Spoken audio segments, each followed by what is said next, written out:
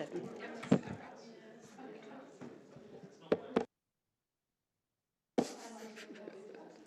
It's a good start. Good evening, everyone.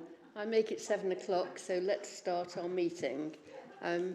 Thank you for coming along on this such a beautiful evening when I'm sure you would be rather barbecuing in the garden. But hey-ho, it has to be done. Okay. Do we have any apologies for absence? No. Minutes of the previous meeting, starting on page 5.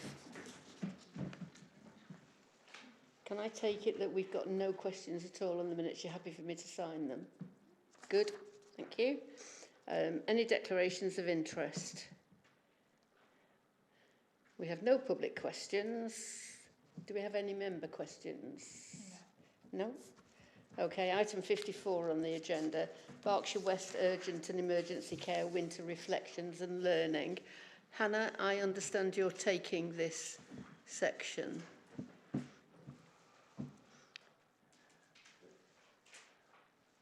Hannah?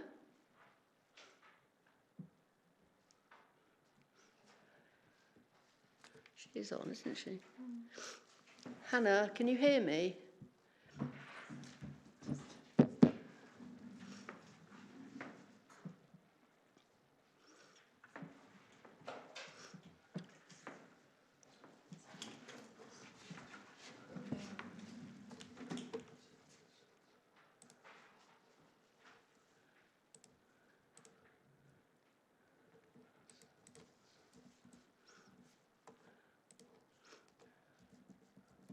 Hannah?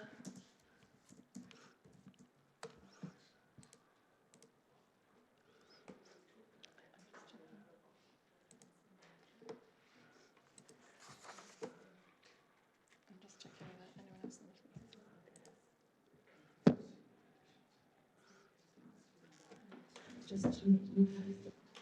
Just talk amongst yourselves for a moment.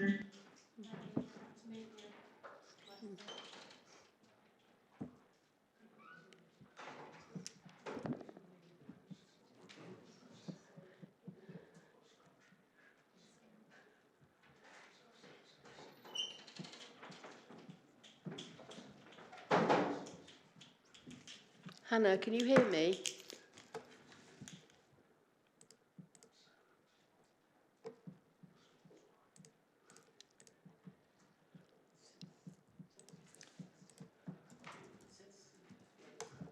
We'll just give her another few seconds and then we'll move on. Don't like to see Madeline panicking.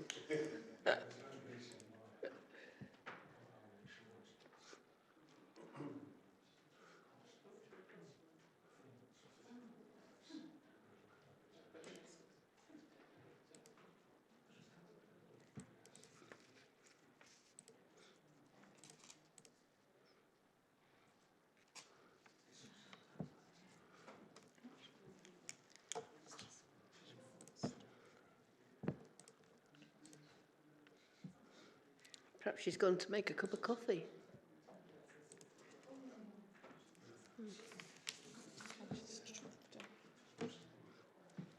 Hannah, can you hear me? I think she's fallen out of the meeting, so if we just move to the next item and come back hopefully in a minute. Okay.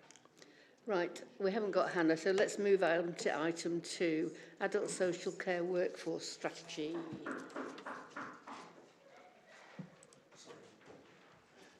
I wondered what the knocking was. Okay, who's going to take this? Thank you very much.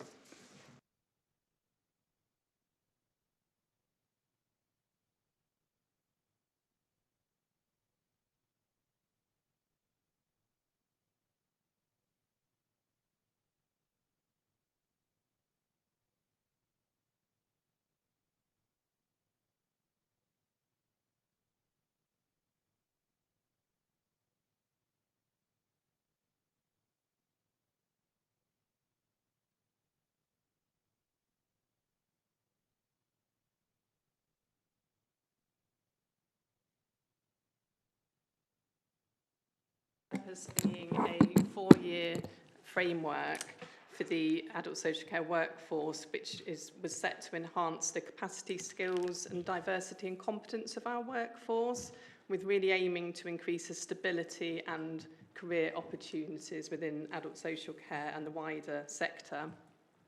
So we have a number of work streams that are kind of aimed at delivering the strategy, and they're the high-performing work stream, recruitment and retention work stream, the wider workforce work stream, and happy, healthy and safe work stream. So some of the, I did come, I think it was November 2023, to give a delivery on the workforce strategy, and some of the updates and achievements since then have been based around our social work apprenticeships. So we have a rolling programme with 8 people currently engaged with the programme, and we've had an 80% retention rate of those having completed the programme, and we've got another 3 people due to start this September. We also run the occupational therapy apprenticeship, and we've got 3 who are due to qualify this summer, and then another person starting in September. We have our Assessed Supported Year in Employment, the ASYE programme, and that's for newly qualified social workers. And we've had 7 people successfully complete the programme in the last 12 months. Another achievement is our increased focus on co-produced training. So we've got our autism training, which is provided by Autism Champions, and also values and behaviours training, which is commissioned via CLASP, which is a self-advocacy organisation. We've also been able to develop and implement our new practice framework in adult social care, which is people at the heart of practice. We've further developed our training programme, and we have a really good range of different learning activities. We have things like our Social Work and Mental Capacity Act forums, classroom-based training, workshops, and also online learning and reading.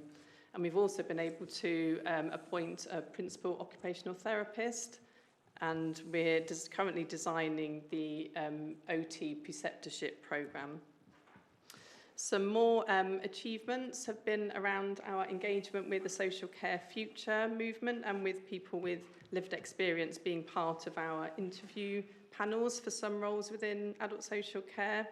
We've attended key careers events, including universities, schools and colleges, and that's really to promote and encourage people to join adult social care in a number of different roles. We've worked with providers to encourage sign-up and return of data via the adult social care workforce data set, and that enables providers to access training and development on a national basis, and we're ranked 4th nationally for this in terms of encouraging numbers of people who are signing up. We developed a workforce video where employees share their thoughts and experiences working with us in adult social care, and also reviewed and refreshed our career progression guide, which provides career pathway information. We hosted and facilitated an event for National Mental Health Awareness Day, and also have started some wellbeing workshops which take part in team meetings and allow staff time and support to reflect on their wellbeing. We've equality, diversity and inclusion is a real part of our workforce strategy, and we've recently joined 2 national projects. The first is the Social Care Workforce Race Equality Standards, which is an annual improvement programme facilitated by Skills for Care, and will try and support us to become an anti-racist workforce. It looks at 9 indicators which are aimed at highlighting the different experiences of staff in relation to their ethnicity. The 9 indicators are percentage of people, of directly employed staff from a minority ethnic background in comparison to white staff, and it looks at that within each pay band, and also the number of people in senior management roles. It also looks at the relative likelihood of directly employed staff from a minority ethnic background when compared to white staff of being appointed from shortlisting, entering disciplinary processes, entering fitness to practice processes, accessing funded non-mandatory CPD, and experiencing harassment, bullying or abuse from people who use social care, and also looking at relative likelihood of experiencing harassment, bullying, abuse from colleagues or managers, and also the relative likelihood of leaving the organisation.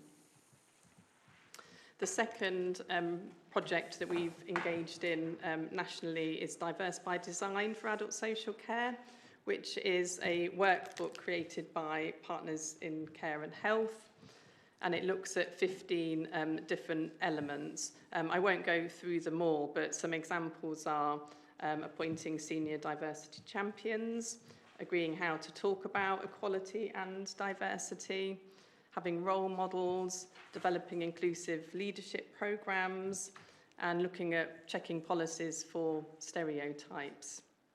So where we're at with both of those projects, we've submitted our current data to Skills for Care for the Social Care Workforce Race Equality Standards project, and we've received initial findings. We're in the process of analysing those findings with a view to submitting an action plan to Skills for Care in June this year. We've also had a working group of staff that have been reviewing our Diverse by Design self-assessment, and when we've completed this, we'll combine that with for a shared action plan with the Social Care Workforce Race Equality Standards project, so we have one action plan around equality, diversity and inclusion. And we're also doing a lot of work collaborating with HR to make sure that a lot of learning from these programmes isn't just within adult social care, but across the whole organisation. The Local Government Association, the LGA Health Check Survey, is another real indicator for how we're doing with our workforce. And it's a national survey designed to collate the views of social care staff across different social workers, occupational therapists and social care workers. And the survey asked for views in relation to the 8 employee standards. And in 2023-2024 survey, we had 78 responses, and we had really high level of positive feedback received across the different employee groups.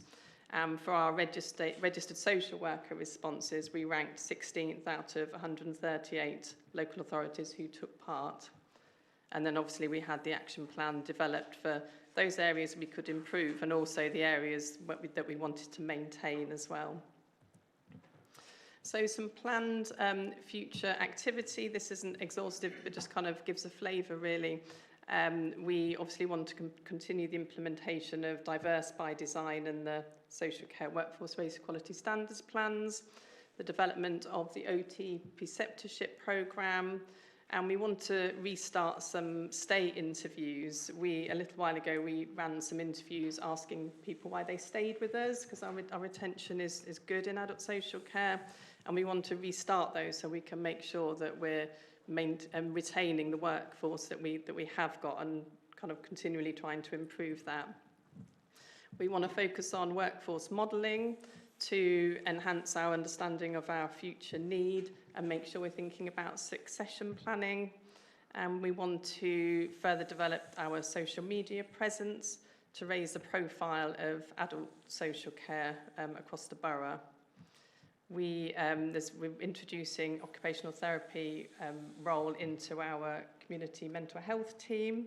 So that's something we're going to focus on, and also to co-produce some carers training, and then we'll promote that across all staff teams. And we're also looking to further develop relationships with our local providers to build on knowledge sharing and learning and development opportunities. Sorry, it's a whistle-stop tour of workforce strategy. Any questions? Any questions? Alison, and then Lou. Hello. Did you have sufficient budget for this programme, the framework over 4 years? Or is it something that you've had to reduce your ambitions because there hasn't been enough funding? I mean, we all know that the councils, we have to be very careful with what we spend, but has that restricted in any way what you wanted to do?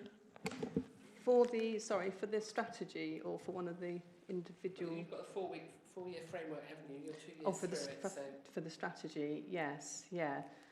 I mean, we're always obviously working to a budget, but I think we kind of recognise the importance of our workforce and retaining our staff and developing our staff. So it is something that, you know, if we had unlimited money, obviously, that, you know, there's other things we would do, but I think we do the best we can to develop our social workers and OTs. It'll continue after the 4 years, because it's a 4-year strategy. Lou. Hello, sorry, I'll leave. I just was interested in the overall aims of the strategy from the first page about increasing stability and career opportunities. So how, you know, 2 years in, how would you summarise how that's achieving those aims? And can you point to which of the sort of arms of the strategies or particular projects you feel are having the most impact? I think one of the work streams is the recruitment and retention work streams, and I think our recruitment is key. You know, I think the adult social care workforce market is difficult. You know, it's not an easy market. It's very competitive, but I think we do recruit well, and I think we've done a lot of, last year we kind of benchmarked our salaries, our social work salaries and OT salaries to make sure we were competitive. And I think that's been really successful, really helpful. And I think the other stream, I think, is about retention. And for me, I think a key part of that is about developing our staff and giving them the opportunities internally. Like, for example, our social work apprenticeship programme, you know, we have social care practitioners who come to us who don't have a degree, and then they have the opportunity of developing, and then obviously that encourages them to stay for those 3 years and beyond the 3 years as well. So I think retaining and developing is really key to our workforce. Thank you. Any more? Thank you very much. That was very succinct, and we got through it quite quickly. I'd like to just advise committee that your system's really been tested this week by one of our ex-councillors moving into Bluebell. I think he's not proving to be fully trained yet. So there's some work to do. Okay, let's go back. Hannah's with us now. It's okay if I leave, sorry, is that okay? Sorry? Yeah.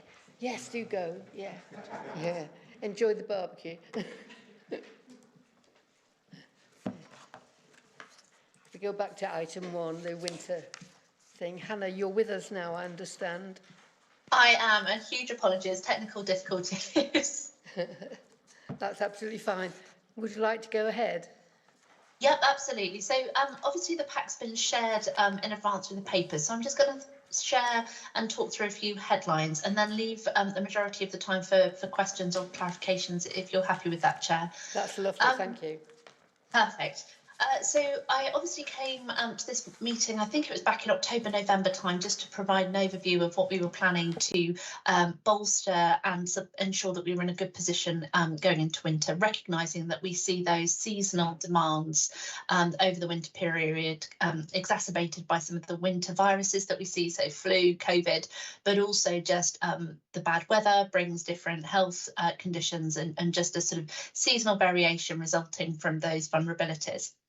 So as we reflected previously, this plan was really all about, as I say, bolstering our existing provision arrangements to ensure that we were well placed to manage that increase in demand. So that was really about ensuring that we were using all of our alternatives to emergency departments and ambulance conveyance to A&E. So that's where we were trying to minimise the number of ambulances going to emergency departments and instead caring for patients where clinically appropriate in an alternative setting, which may be provided by community hospitals, urgent care centres, or indeed in the main through the urgent community response and hospital at home offer.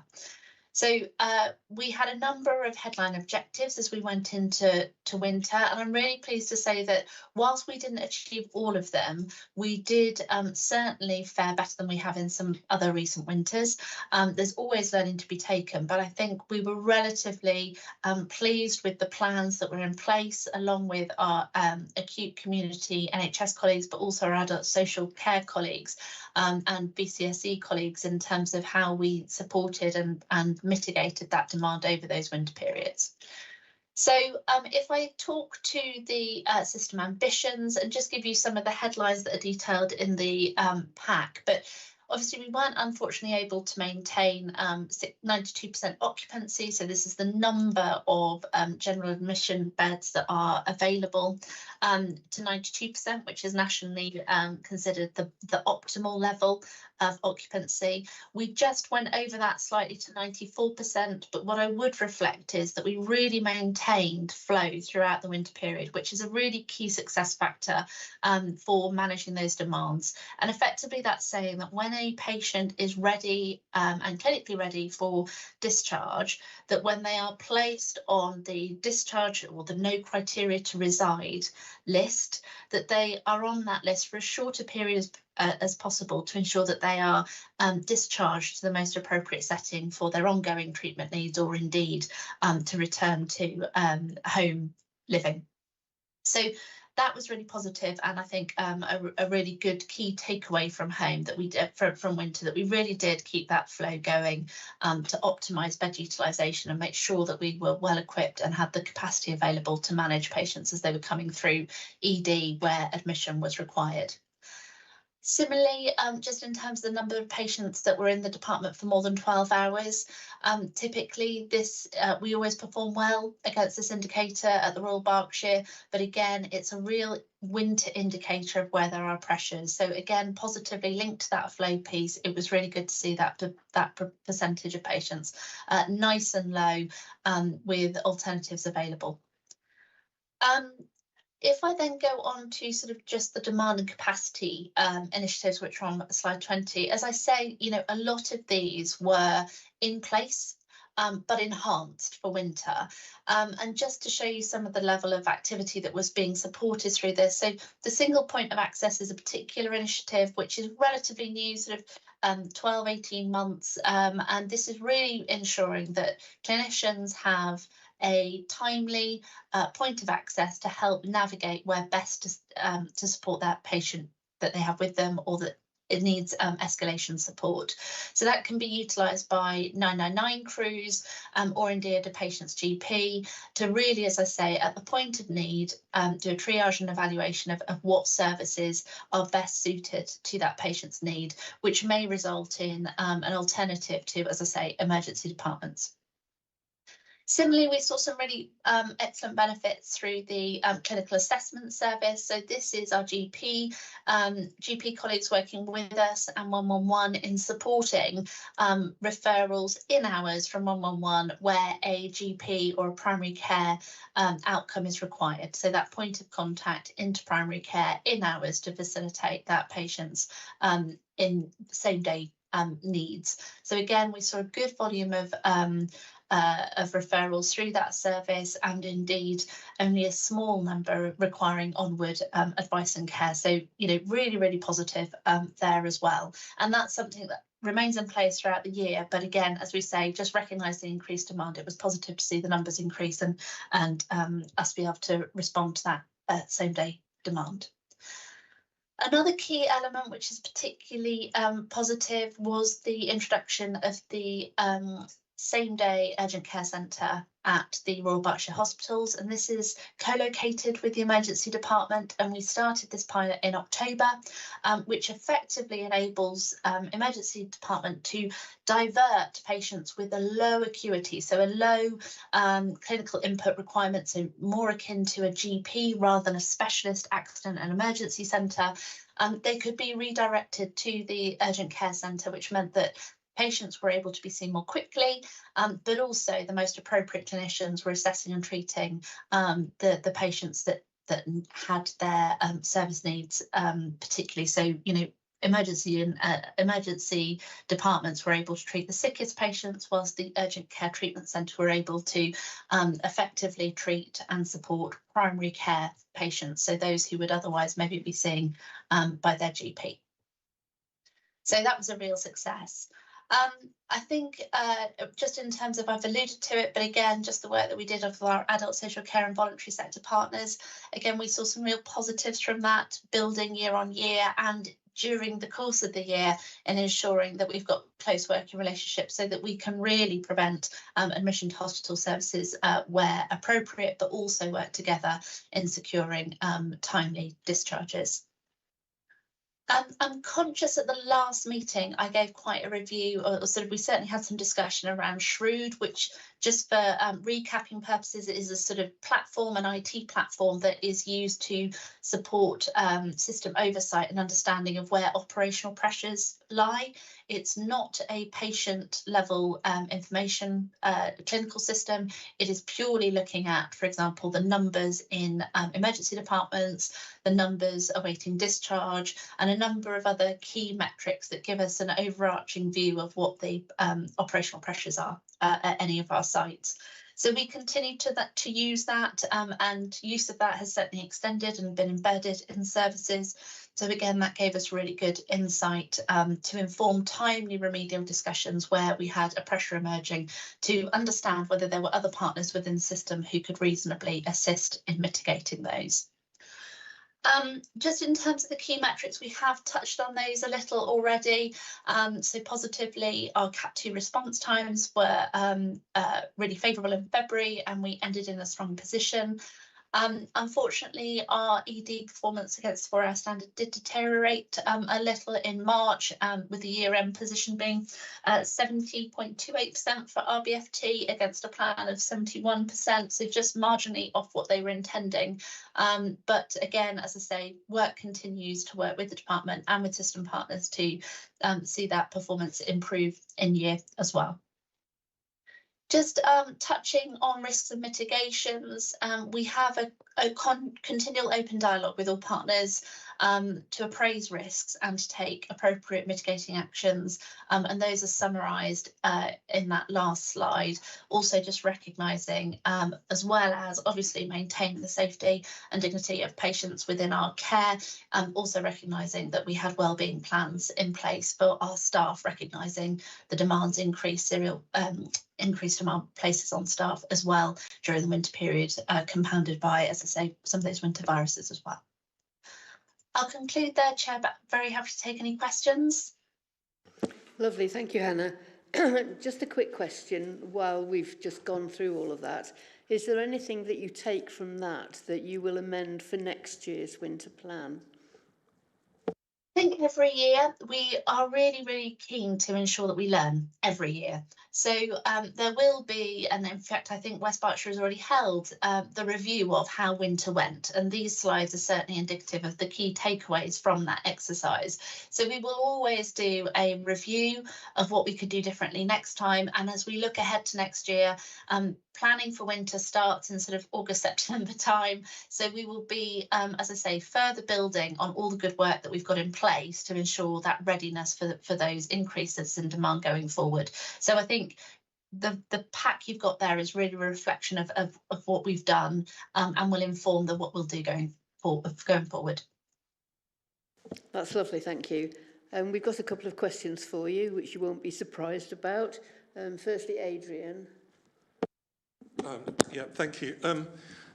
I remember a little bit about the Shrew platform from previous presentation, but really my question is, you know, I know this is not at a patient record level, so it's more sort of a management information tool.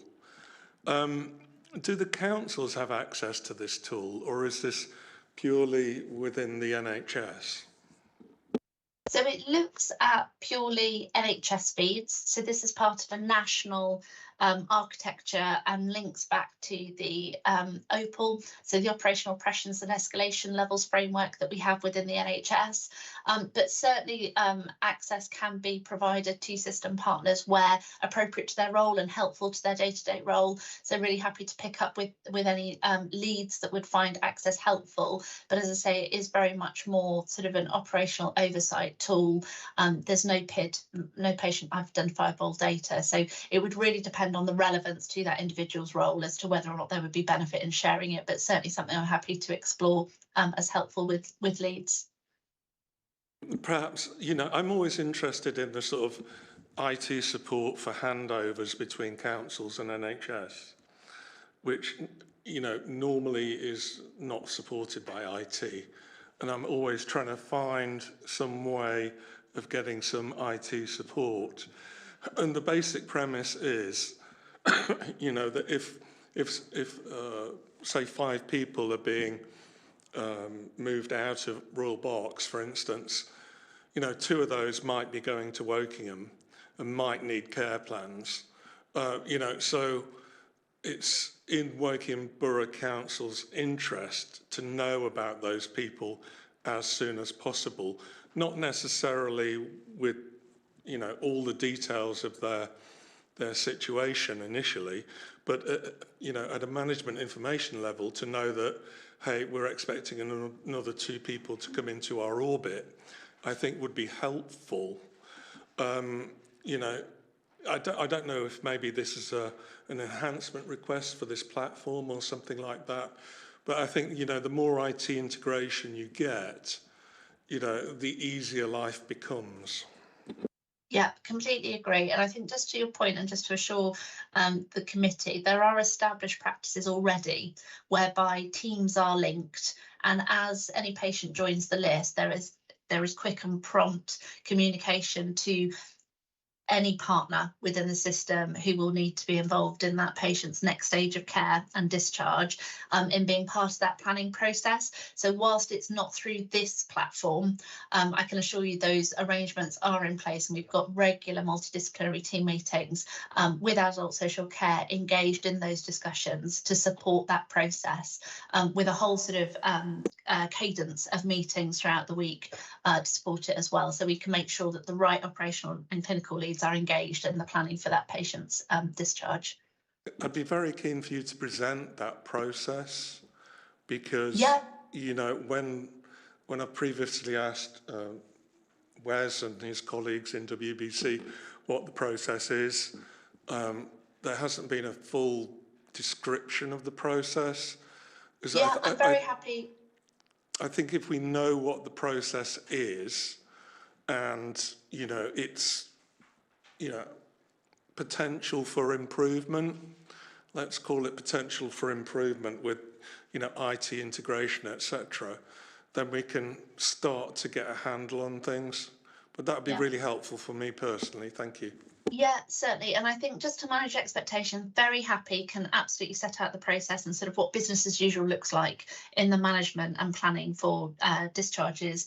I think in terms of the IT integration, I think we are a little way off that, albeit completely recognise the benefits where there are benefits going forward. We need to optimise and realise those as best we can across the sort of wider network of agents. Thank you very much. Thank you, Hannah. Thank you. Rebecca.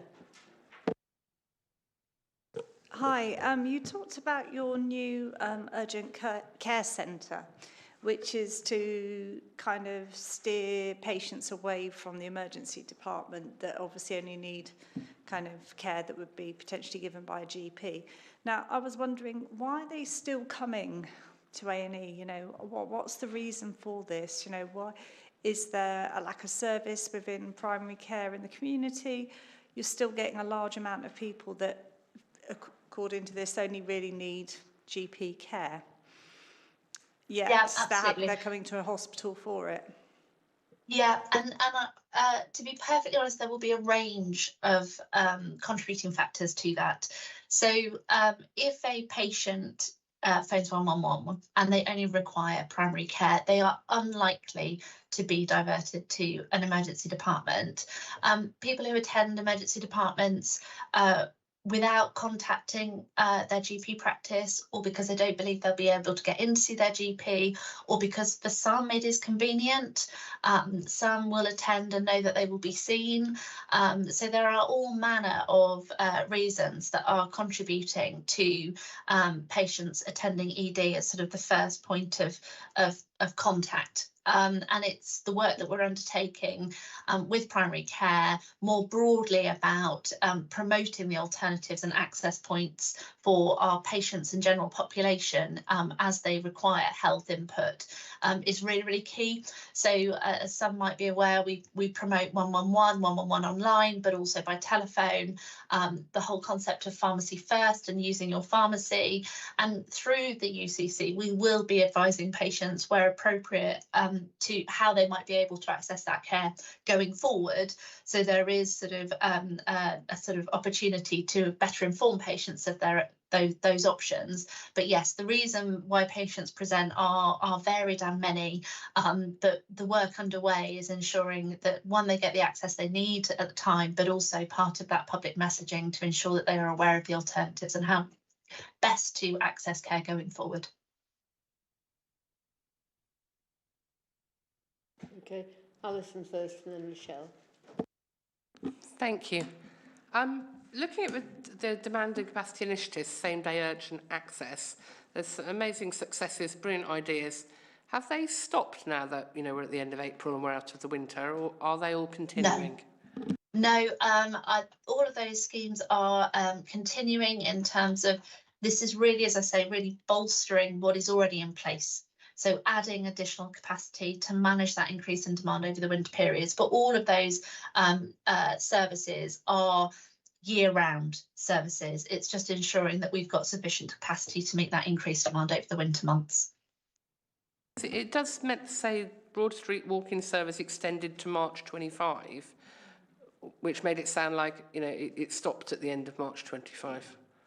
So the Broad Street Mail will cease at the end of June, and that's part of a review we've undertaken about the nature of patient presentations at the Broad Street Mail, and that is why we brought in the Urgent Care Treatment Centre at the Royal Berkshire Hospital. So the UCC, the Urgent Care Centre, co-located with the Royal Berkshire, will be the provision of that same-day access from 1st of July this year.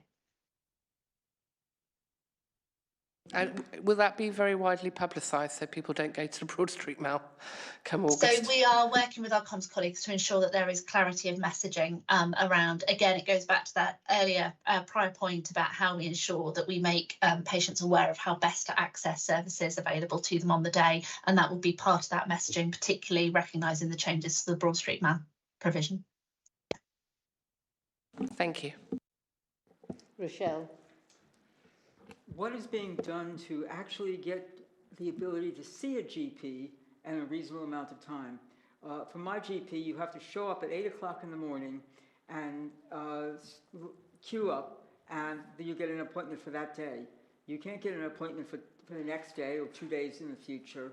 And it is a little bit of a challenge to get in there, and some people are not well enough to do that.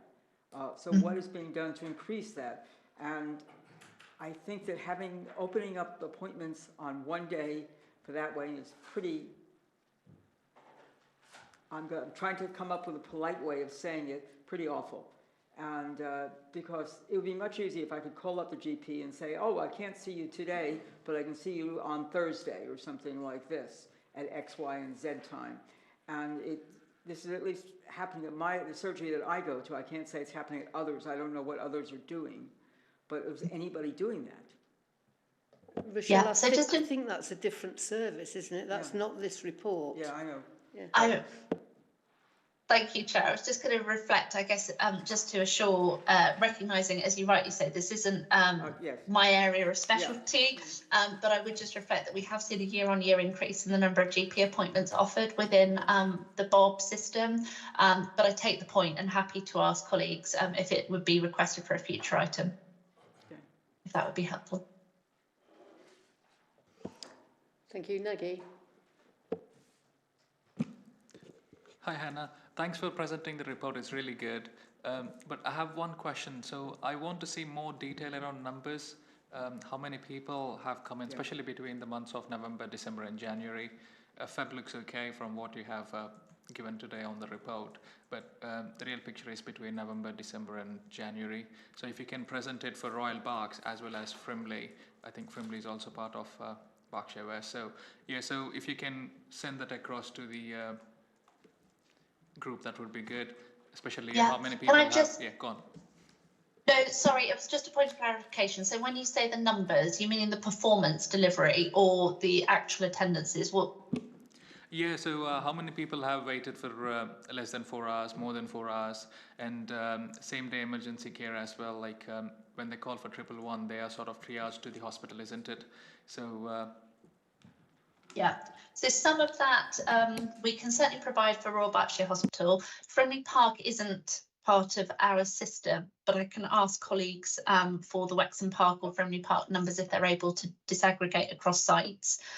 Just in terms of the 111 piece, it may be difficult to disaggregate at locality levels. So we commission a service across both Bob and Frimley for 111, but let me have a look and see what we can reasonably present and share that back with you, and you can let me know if there's anything more you need.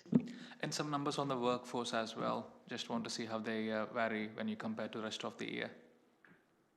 Yeah, in terms of workforce, I'm not sure that would be necessarily available or readily present an outcome. So I guess it's almost, what's the question? And I'll see what we can provide you with.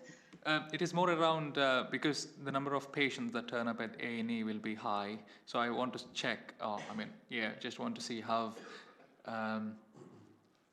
do you work with the workforce? Are you going to put more people on the front end on the in the hospital or things like that? So just want to see if the trajectory of the overall workforce is increasing, especially during winter I don't think it will show that, if I'm honest with you, because there will be different arrangements in place to increase rota fill over the winter months. So some of that will be through agency or additional staffing. So you won't necessarily see that direct correspondence depending on how workforce is created to meet demand on the day. But what I can ask is if Royal Berkshire would just be able to provide a narrative on how they ensure that rotas are optimised to ensure that it meets demands over the winter months. No problem, thank you.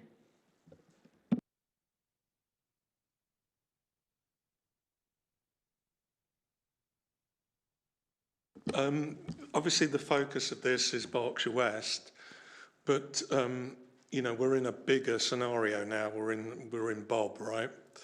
So my question is, you know, I've seen RBH present their local winter preparedness many times, but I wanted to see if there was sharing of best practice across Bob as one question. And the next question is, if one of the hospitals in Bob goes to an escalation level, an opal level, where there is significant pressure on it, is there the possibility to move patients across Bob to another hospital, acute hospital or whatever, now that we are part of the Bob entity? So those are the two questions, really. Really helpful. So if I pick up the first one about sharing of best practice, so just in terms of how we do that across the system, so our COOs, myself and the urgent and emergency care leads that we've got within the ICB do meet regularly throughout the course of winter to pick up timely feedback and learning so that we can adjust plans and responses as best we can at the time, but also we have had what we've reflected as and called winter summits or urgent and emergency care summits, which have been system-wide events which have looked to certain areas of concentration that we would say we've all got a problem in this area, or we all think there is an area that we could do in this area. What are each part of the system doing, and what can we learn from each other? So we have done that previously, and we will continue to do that to ensure that we are taking that learning, as you rightly say, and applying that in our local place-based arrangements. Just moving to your point around if one acute or one part of the system is under particular stress, can we move patients across the system? Yes, in an extreme scenario, we would do that. We would do that as part of an emergency planning and response piece. So, for example, I'm going to use an extreme example just for illustrative purposes, but say for reasons that an emergency department had to shut entirely because there was maybe a fire on the premises, or there was something else going on in the unit which meant that ambulances and patients couldn't reasonably and safely go to those. There are business continuity plans in place, and there would be an immediate operational need that would enable, for example, ambulances to divert patients to the next safest hospital. That happens very, very, very rarely. Very rarely. And the reason for that is multifactorial. But in essence, when a trust is under stress, they have responses internally that they will enact to, for example, free beds, move services, staff around to mitigate and manage that demand pressure.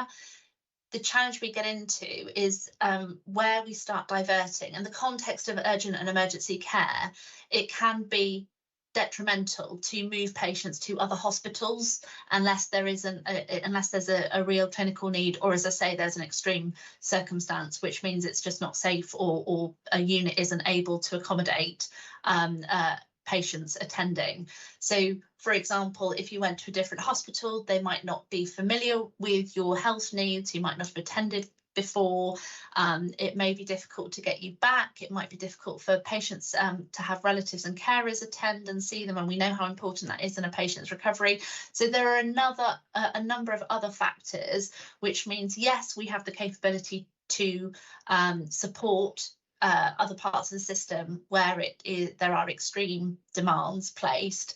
The reality is, however, as I say, that happens very, very, very infrequently, and we certainly didn't have an occurrence of that during this winter within the Bob system.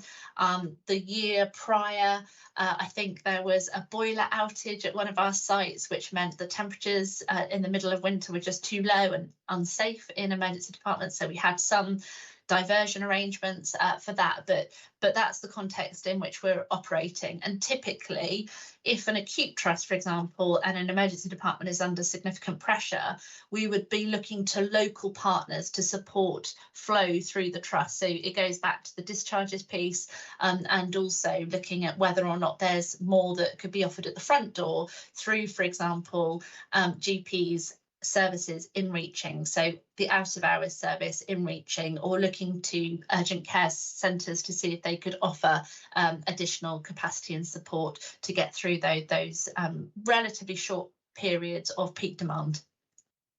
Thanks a lot for the comprehensive answers, thank you. One further question. Because Bob is a much bigger entity, I guess the idea, or part of the idea behind it, is that as well as sort of running the business, if you like, at an operational level, it may also be have a more strategic perspective. And let me say first of all that I'm a fan of RBH, and this is not, I'm not denigrating RBH, but the ED facility at RBH was designed for, I don't know, 200 patients a day or something, and it normally sees between 450 and 600 a day. It's clearly, and I think RBH chief exec would say that it's an inadequate building. Is there any opportunity within Bob to make some kind of strategic investment in RBH to improve the ED building and infrastructure? I think you're absolutely right in the reflections. With the increase we've seen in demand, as you say, Steve McManus, the Chief Exec of RBFT, would reflect too that the ED is not of the floor, the footprint required to manage that demand since its initial development. I think in terms of capital investment, and the mechanisms for that. Obviously, it was disappointing to see that the RBFT was no longer, or rather the process for new hospitals had been paused for RBFT for some time. So we're not going to see that redeveloped site to the timetable we saw. But in the intervening period, I think there are opportunities for us to invest in infrastructure and capital on the site. And with that in mind, we are hopeful, well, certainly actually, we're not hopeful. We have secured additional capital to support the co-location of the UCC on the site of the RBFT, which will come on stream sort of later this year. So we are seeing some investment and capital developments for the site to better manage that same day demand, which I think is really positive. But take your point about the strategic desire for that to be on a more substantive footing, and we'll await the new hospitals programme to provide that in the main. Thank you very much.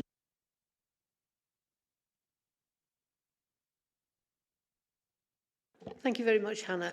It's been nice to see you. I'm sorry you had trouble getting in. It's things we get used to today. Yeah, but thank you very much for that very informative and for answering the questions on the report.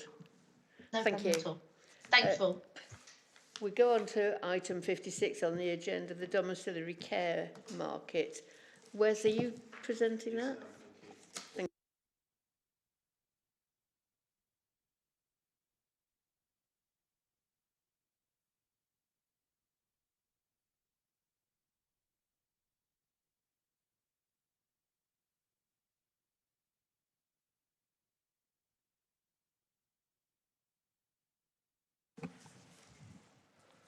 Okay, so my name's Wes Hedger. I'm the Service Director for Strategy and Commissioning within Adult Social Care at Wokingham. And I'm going to provide just an overview of domiciliary care or home care in Wokingham, a little information about the market and how we're working with the social care market to support sustainability for local residents. So in terms of domiciliary care and what we're describing as domiciliary care, it's a range of services that we provide to individuals in their own home to support their well-being and their independence. So it's about regulated activities of personal care. It's typically usually for people, older people, age 65 plus, and it's put in place to meet a range of needs for the local resident. And tends to provide personal care related services, including washing, bathing, cleaning themselves, getting dressed, using the toilet, etc. at home.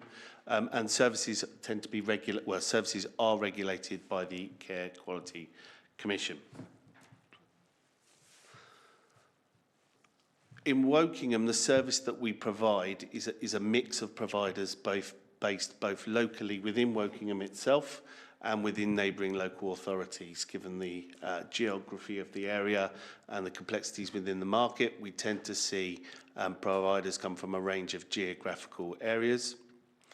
And those providers don't always come to work solely with the local authority. There tends to be a mix of commissioners, either from other local authorities or from the private market and looking to support private paying residents. In Wokingham, we have 39 domiciliary care providers registered in the borough, and 82% of those providers are rated as either good or outstanding by CQC. And we use, we work with, as a commissioning authority, 35 providers, of which 11 of those are registered in Wokingham.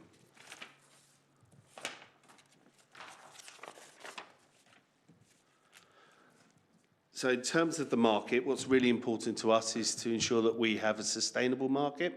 And this includes rates that prevent oversaturation of the market because of the amount of work that's available, but also that we're creating the right balance between value for money and quality for local residents. And provider sides can vary, and we have a number of providers who are on the larger side, more regional-based providers, and also some of those smaller providers as well. And the market have over 1,000 staff working in domiciliary care or home care in which we contract. So in Wokingham, we commission about 7,700 hours per week are commissioned, and that we support approximately 500 Wokingham Borough residents at any one time, and about 950 over a year. And the spend in terms of domiciliary care for commissioned activity in Wokingham is approximately about £9 million. Earlier we heard about the hospital discharge. So in terms of home care and domiciliary care, we're a high performing local authority in terms of hospital discharge for Pathway 1, which is where people are returning home with care and support. And typically people don't wait in terms of home care. We were able to meet the needs within the required time frame for home care. And we don't have a waiting list for people waiting for home care. What's really important to us in Wokingham is our relationship with the market, and we've worked really hard to create that strong strategic relationship with our providers locally. So how we commission care within Wokingham, our primary aim is to commission services through our care and support framework. So this is a commissioning framework for care and support, so that includes domiciliary care and supported living. In terms of domiciliary care, 57% goes through that framework. The rest we would commission through spot contracts. That's a 5-year arrangement which is due to come to an end in 2026, and we'll be looking at the framework itself to make sure that we have the right balance in place in terms of our commissioning activity and how we create a more dynamic process to make sure that we are facilitating growth within the provider market.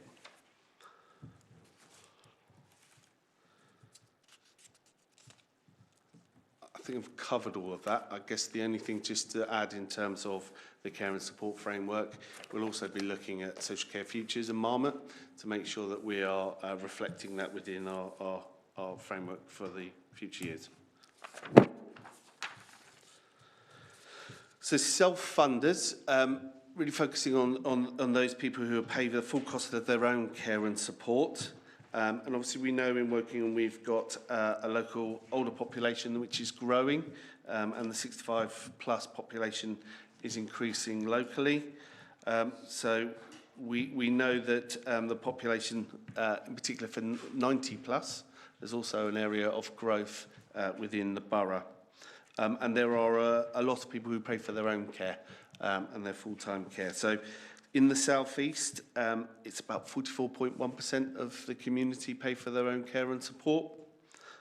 We've done some work and we estimate that we have about 619 people locally who pay for their own care and support. Obviously not something that they have to declare to us, but we have done some work that shows that. In terms of self-funders, we have worked considerably to support providers, to work with self-funders as well, and we have a information and advice offer in terms of private funder brokerage that we have locally in the borough.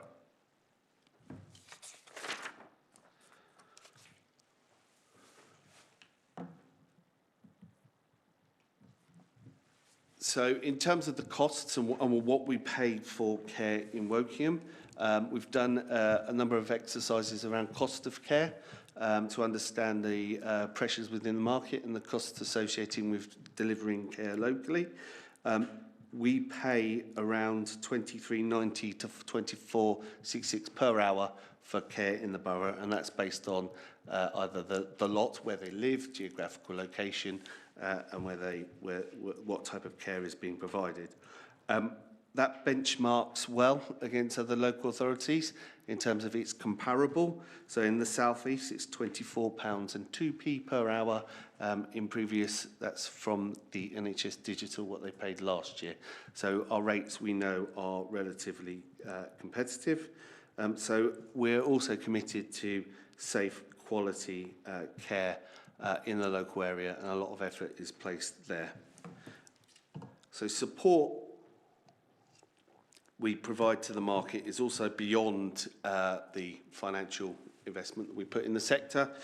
We also work with the market to support both the workforce development, support PPE and training offer within the local area.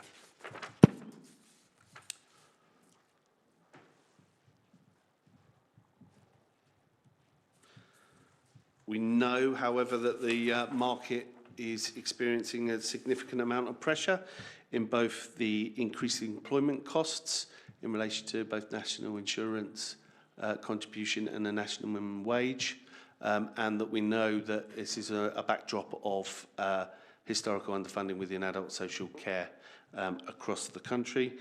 Staffing is an issue in terms of the sector being able to employ adequate levels of staffing in the borough, and also being able to have the accommodation to meet that need. So I'd say national insurance, 6.7%, and national insurance, the contribution has increased. Overseas licences, so it's a particular challenge for our local providers, being able to operate licences within in the local market and being able to offer the minimum guarantee in terms of hours to staffing tends to be a challenge because of the level of saturation. And we have seen a couple of providers struggle with their licences locally.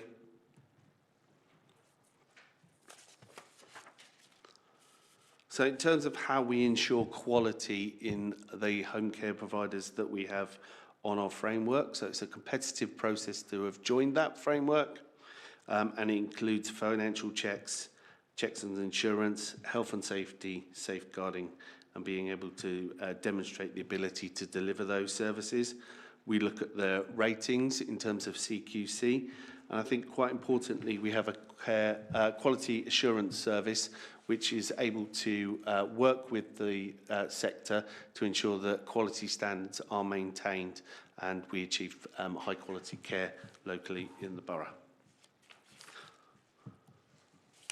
So provider failure. So we have a provider failure protocol. This is how we operate in terms of failure within the market and how we support continuity of care and sustainability.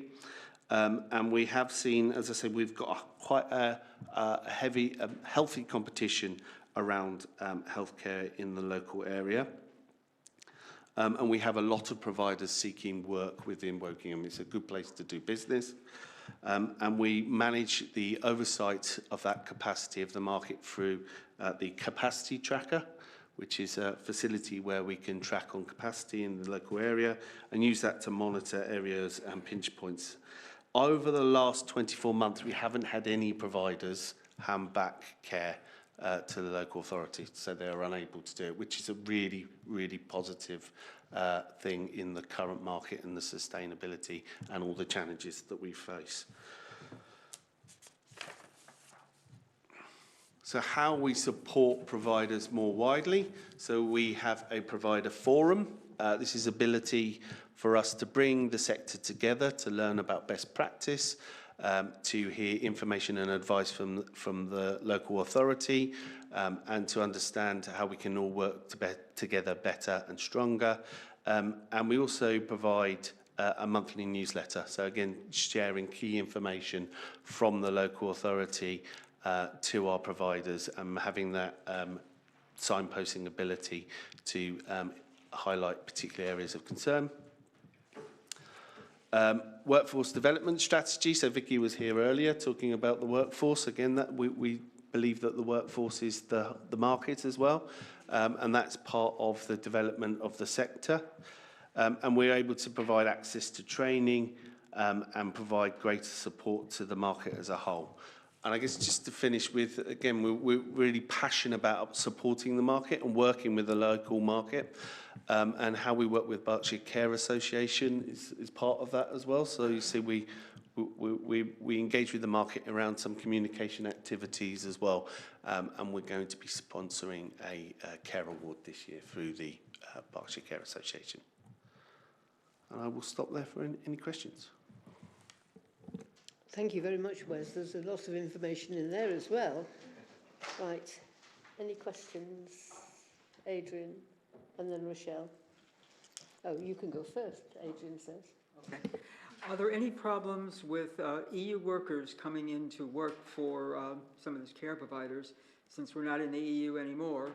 And is there a problem from the government to allow them to work here? overseas recruitment is, Yes, is I a know. challenge in terms of, so that would include the EU workers as well. There's a challenge in terms of the hours that we have to provide in care and the ability for providers to meet that level, which becomes a challenge for the sector as a whole. A lot of the care was provided only by EU workers for many, many years in the UK. And now we have a lot of other people doing it. Has the price increased because of that? So prices are increasing to meet the pressures that we've seen in the market around national insurance increase, national minimum wage, and I think that is associated with the market as a whole. So the market in Wokingham doesn't struggle to find staff. We can still deliver. We still do well in terms of hospital discharge. We're still seeing that through point. We're not seeing packages hand back, but we know that there is a pressure, and possibly this year will be the hardest year for the local authority because of funding from central government. Yeah, firstly, I want to say thank you for every single session of care delivered. I think there's a huge number of hours delivered, and it's not an easy job. So thank you to every single carer.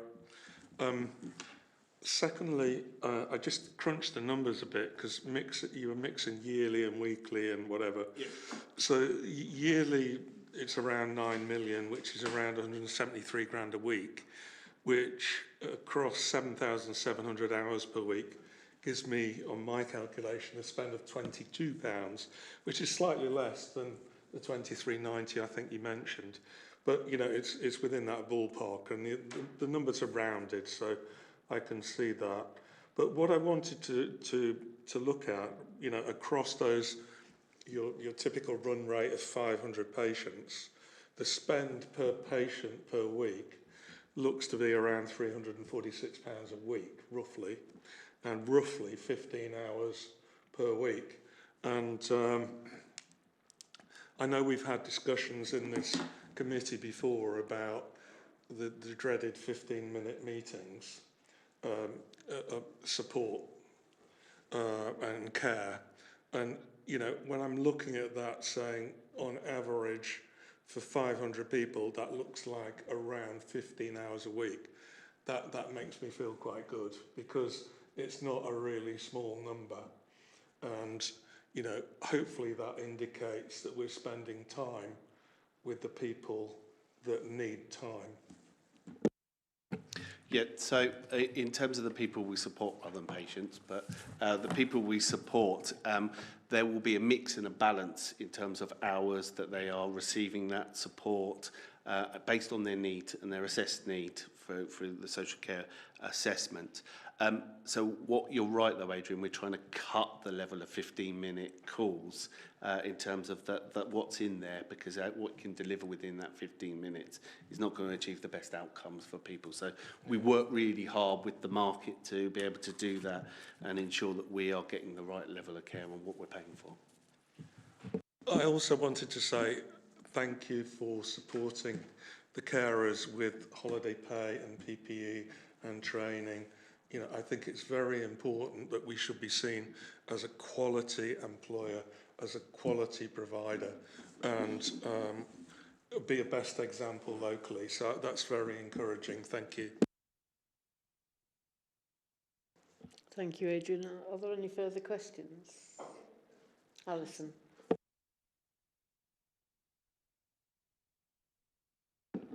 Okay, I just want to ask, so you said there's a new framework being designed and co-produced, which is great, and it's going to be presented to full council later this year. When will it be coming through scrutiny? It will be coming through scrutiny. We're working through that process now in terms of the timetable. So the care and support framework, we've done a lot of co-production activity, working with people with lived experience, but also providers to understand that. So what we're looking now in terms of the changes in the procurement regulations, our best way forward, because they changed in October, but we will intend to bring it here in its journey through to full council, but we're working on that timeline now. Adrian. I think on your report you mentioned something like 35 providers, of which 11 are registered. That's a fairly low ratio. Do you want to increase that ratio, or, you know, what's the plan there? Bear with me a second. I believe it's 35 providers that are registered locally, of which we use 11 of those providers. Sorry, I misunderstood the numbers. That's okay. So we'll know that there'll be providers who are registered locally, but won't necessarily, in their business model, be looking to the local authority as a commissioner. They might be targeting self-funders in terms of who they're looking to work with. There will be others that don't meet some of our expectations in terms of quality, and there will be others who have not bid to be on the framework, or haven't been able to achieve to be on the framework. So there's a real mixed bag. So there's 11 out of the 35, but we do work with providers who are registered in Reading or Bracknell or West Berkshire who work within our local area. So, and we still work with Optalis, which is our own care agency provision? Yes, they don't do home care in the truest form. They don't go to people's homes and provide care. They provide an element of home care through extra care, but they don't do home care as we're talking about today. So, if that makes sense. I actually went to one of your providers, and they said they actually were having a good relationship with WBC, and they wanted to do more business with WBC, and were quite positive about WBC compared to other local authorities. So thank you. That's great to hear. Thank you, Adrian. Could I just follow up and ask, what's the split of our clients wanting 24-hour care and ones wanted a couple of hours a week-ish? I don't know that off the top of my head. That's something I can provide, but someone who would want 24 hours would be quite a small proportion. Thanks, Wes. Any further questions? Thank you very much for that. That was a very comprehensive report. We go on now to our final agenda item, 57, which is creating a smoke-free and vaping update. Right, who's going to take this? Oh, thank you. Evening all, thank you, Chair. Thank you. I'll introduce myself because it's my first time here. So Karen Buckley, consultant in public health, and here talking about vaping and the smoke-free generation ambitions. So before I bring up my slides, I'll just remind everyone kind of why I'm here. So the UK government are committed, so that's national government, are committed to creating a smoke-free generation. And the aims of that are to reduce the damage and harms that tobacco smoking causes to people's lives and prevent youth vaping. And we are very much part of that in public health, working with our partners to support local action on creating a smoke-free generation. And I would say it's very much public health and others working together, and we kind of welcome that national support to make that a priority. So today it's kind of to note the local actions that have been taken to support the national ambition around a smoke-free generation, and that's what I'll talk through. So I'll just bring up my slides.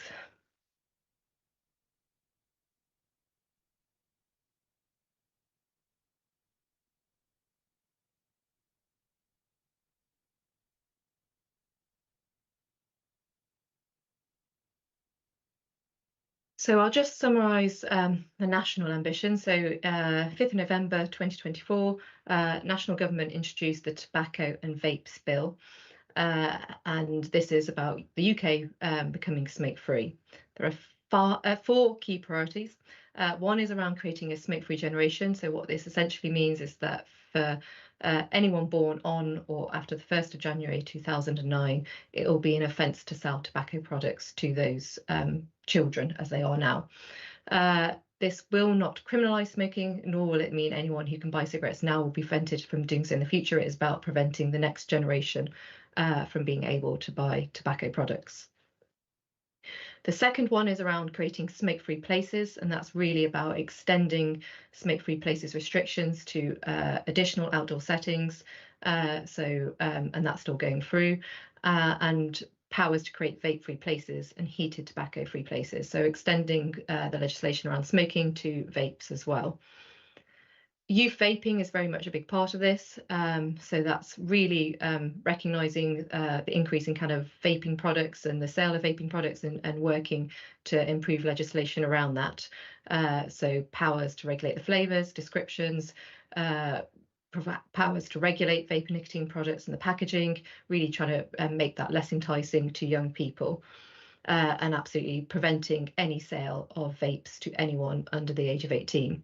And that then links into enforcement, which is about providing powers to introduce licensing for sales of tobacco, vapes and nicotine products, introducing fixed penalty notices to retailers who are seen to sell tobacco products or vapes to anyone who's underage, so under 18, and providing powers to introduce new registration scheme for tobacco, vapes and nicotine products on the UK market. So there's much more legislation that is set out in this bill, and that's being worked through incrementally at the moment. This paper which I wanted to share is around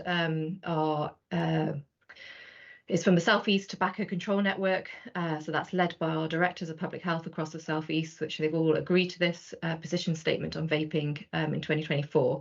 And the key kind of messages or points to note are that vapes are less harmful than smoking and can be an effective quit aid for adults who smoke. If you smoke, the evidence is there that vaping is safer than smoking, and vaping has minimal serious side effects when used for a short time to stop smoking. People who want to quit smoking using a vape should be encouraged to quit smoking and switch to vaping if that's something they choose to use as a quit tool. People who do not smoke should not vape. It is very much a quit tool to smoking. And we must prevent children from using vapes due to the unknown longer-term harms of vaping and the risk of nicotine addiction. So it's very clear that no one under the age of 18 should ever vape. So I'm just going to talk through some statistics for us locally. So smoking prevalence in adults in Wokingham is 6.2%. So we are and have been in recent years at the national smoke-free ambition, which is 5% of our population. So when they say smoke-free, what they mean is 5% smoke in our population. And we have achieved that in recent years, although it started to increase a little bit. What we see is England is around 12%. So we are ahead of the curve in that respect. But as we know, behind the good, the green, are hidden inequalities. So we know that smoking prevalence in adults in routine and manual occupations is 18.7%. So that's 3 times higher. And that is in line with England average. So we can see that there are real inequalities when we look beyond the average data.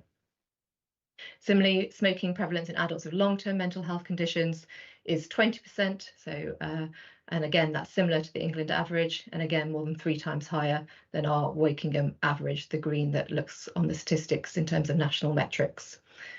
Pregnancy is in line with the England average, so 6% smoking status at time of delivery, and our trust do support for women in pregnancy to quit smoking during that period.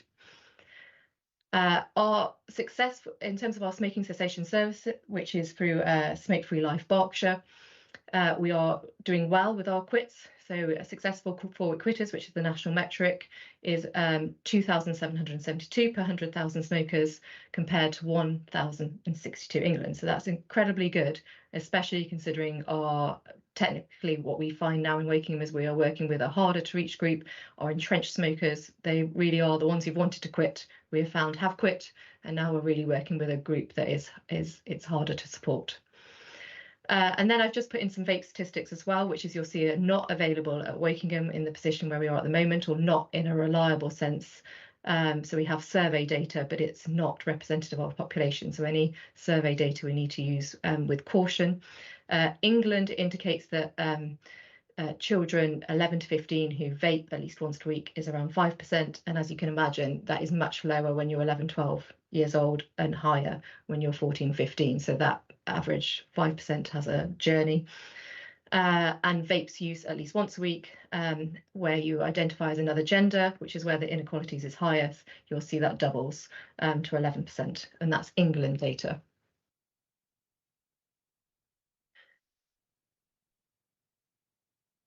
So now I'm just going to talk through what we are doing locally. And I guess the key thing, as I say, it's not just public health. So I'm here on public health behalf today, but as you'll see from the paper, Emma Cockrell and Narinda Barar from Place and Children's are also very much part of what we're doing, as well as others. So the key thing to note is in our partnership working, we have a Tobacco Control Alliance across Berkshire West, and that is really the place where public health, trading standards, voluntary sector and health are all active members in terms of driving any kind of shared action across the Berkshire West footprint. Aside from that, public health have also been working very closely with housing colleagues, and that's really looking at local redevelopments and how we can create smoke-free homes, workplaces, and other venues as part of those redevelopments. In regards to strategy, data and intelligence, the key thing to note is that we are in development of an alcohol, drug, tobacco and vaping strategy and needs assessment that's very much based on quantitative data and the best available qualitative data that we have, which includes talking to residents and including those that we talked about in terms of routine and manual workers who we know are more likely to smoke and vape. The key thing then around is enforcement. So our public protection partnership are doing underage test purchases. They've done 22 visits to vape stores in Wakingham in 24-25 and 2 were fails. They've created a toolkit for retailers and they have recently recruited a new dedicated age restriction projects officer to increase that work in that area. In regards to environment, the key thing to note is around the DEFRA introduced the disposable vapes ban, so that was the side to the tobacco and vapes bill, which shows the cross-government work happening nationally as well as locally. And the key thing there is about how vapes are disposed safely in the borough. In terms of our commission support services, we have Smoke Free Life Berkshire, which provides 12-week quit support. So that includes behavioural support as well as nicotine-free replacement products and therapies subject to what our residents want and need as part of their quit journey. And that's for anyone aged 12 years and over to quit smoking. And again, as I say, the metrics earlier, we have successful numbers, so around 500 per year set a quit date, and we have a very high quit rate, around 77% who successfully quit at 4 weeks. And alongside that, we've done a lot of work with colleagues across the borough so that they're aware of the support service, aware of how to talk about vapes and smoking. We also have taken on board the national scheme around Swap to Stop, so that's giving vapes out to people and residents as a quit tool. And we've taken on board recognising the inequalities locally around people with mental health and routine occupations. And so we have an enhanced offer there, which is 60 and is much more out in our communities where those people are to make that easier for them to quit. And then the final thing then to talk about is around our health promotion and education. And a lot of that is working with schools. So we've done vaping workshops to staff. So that's school nursing, our school staff, our youth workers. We've utilised our health promoting schools work stream and our personal, social, health and economic lessons to create resources, toolkits, lesson packs. We work with our national campaigns, most notably Stoptober and others, and we promote them locally. We've also successfully put in February this year, we did Hooked, which is a theatre school, theatre workshop around vaping, which was very successful in schools. And we're looking to try and think about how we might be able to recommission that to reach more schools and more year groups. And the final thing then to note is our chat health service, which is through our health visiting and school nursing service. That's for any kind of health support where people seek tech support, but it will include smoking and vaping. And so the final slide just gives you links to our resources and services. So I'll stop there and happy to take any questions. Thank you. Do we have any questions from the committee? Yeah, Fiona. Thank you. You've spoken about smoking or tobacco and the vaping, but what really seems to be coming in now, and that's been recently in the press, are these tobacco pouches where children are putting them behind their lips. And they are illegal, they're very potent, some of them 15 times stronger than normal tobacco and go straight into the bloodstream. And and causing children to have a lot of seizures, or whoever takes them. So in 2004 to from February 2023 to 24, there were something like nearly 3,900 and something seizures in children. The following year, to 25, it's risen to 8,000 seizures. And that's 1,000% from 23. Now, these things are clearly marketed at children with bright colours and come in like sweetie packet type packaging, and I just wondered why it's not included, and it's obviously a big problem. And I think there was a child recently that was in intensive care and they couldn't even work out what was the matter with the child. And it just seems to be glaringly absent from here. Yeah, so I'm happy to answer. In public health, it's obviously we work on the evidence base, and unfortunately the evidence base is sometimes, behind in terms of how we take it forward. I think young people are creative and ahead of the curve, and we need to work harder and faster to be ahead of the curve. And so to take on board what you've just said, what we know is that the numbers are small. So it doesn't mean they're not significant, but in terms of how we work at a population level, as we said in England, 5% of young people are vaping at least once a week. Certain groups, that's increasing. So we need to keep monitoring that. We need to keep talking to young people. We need to understand what's happening, and we need to keep utilising the health promoting schools, our PHSE, our school networks, to try and be on top of that and educate as much as possible families, children, parents and others. I think the other thing to note is the enforcement stuff. So a lot of that was set out in the Tobacco and Vapes Bill, but some of that is still going through National Parliament, and what that looks like and whether that takes on board the patches and the new intelligence, we'll have to wait and see. But I think we have to continue to work locally, regardless of any national work, to ensure our children are educated, as are our families and schools, on any substance of concern.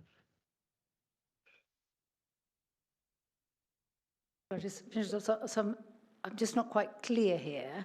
So does that mean because it's not done nationally that you're not going to be talking to children about this, or not? Because to me, it seems to be, clearly it's going on. The market's being flooded. People are very concerned about it. And these are little patches that they can put behind their lips and sit in the school classroom, because that's what one child did. And so to be completely ignoring it seems to me to be totally and utterly irresponsible in the nicest possible way. But, to be clear, we won't be ignoring it. We will be talking about it, and we'll use the best available evidence to talk about it safely, honestly, openly, transparently, with children, families, schools, school nursing and others. So we will talk about it. Thank you. I was looking at the programme that you're running, what was it called? Sorry, I gave swap to, sorry, it wasn't called that, it was called something else. You're doing the public with the schools, the Hooked, that was it, Hooked education, theatre production, and other things that you're doing with schools, but we've got no data. So how are you going to measure that anything is effective? Or are you planning to get data? Yeah, so we are collecting data. I think my concern is about the validity and the reliability of the data to bring it robustly to today's forum. So as I say, we're developing our alcohol, drugs, tobacco, vaping strategy. As part of that, we've got the Oxwell survey, which included questions, and we're doing other insights as well. So we have a picture and an insights that locally, I think it's just using that data because it's not all schools, for example, that have participated in our surveys. It's not all pupils. It was quite biased in terms of the all boys school answering the questions, but not representative girls in the borough. So we have a picture. It's similar to England, and we want to absolutely work to ensure that that data is more robust so we can act on it correctly. Caroline. Actually, the question's probably mostly asked. But you have mentioned you're looking at the statistics, and we've got in the smoking and vaping that we've got no available data. When are you likely to get the data? Do you know, will it be 6 months, a year, or? So we're developing our alcohol, drug, tobacco, vaping needs assessment. That will be published, let's say by September, let's say by the autumn. November, I think it goes to Health and Wellbeing Board for approval, and well, the strategy goes to Health and Wellbeing Board in November. So we have got that data, and absolutely, when I have that needs assessment, I'm happy to share it with this forum if that's helpful for you to read, and that will give you the best picture of where we are now, but will also articulate ambitions for how we improve that. Thank you. Any further questions?